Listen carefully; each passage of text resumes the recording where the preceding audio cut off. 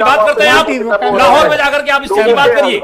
आपको पता होना चाहिए कि कोई कश्मीरियों पे न तो अत्याचार हुआ है, न हो रहा है। अत्याचार बलूचिस्तान में हो रहा है, अत्याचार पीओके में हो रहा है, अच्छा चीन में, अच्छा सिंध में हो रहा है। आपको शर्म आनी चाहिए ये शब्दों का इस्तेमाल।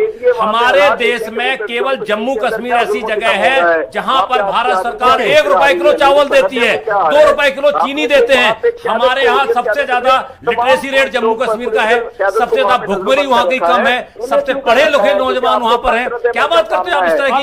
कौन सी भाषा का इस्तेमाल करते हैं? इंडियन एयरफोर्स ने जिस तरह से सबक सिखाया, पाकिस्तान बौखलाया हुआ है।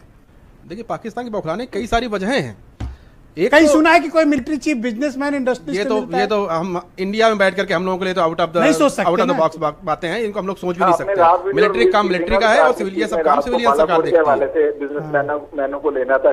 अब कामरान साहब, आप इतने समझदार हैं और आप मुसलमानों के इतने बड़े झंडा बरदार बन रहे हैं कि आपको भारतीय कश्मीर में आपको समस्याएं दिखाई दे रही मुसलमानों के साथ। आप यही समस्याएं आपको चीन में क्यों नहीं दिखाई देती हैं?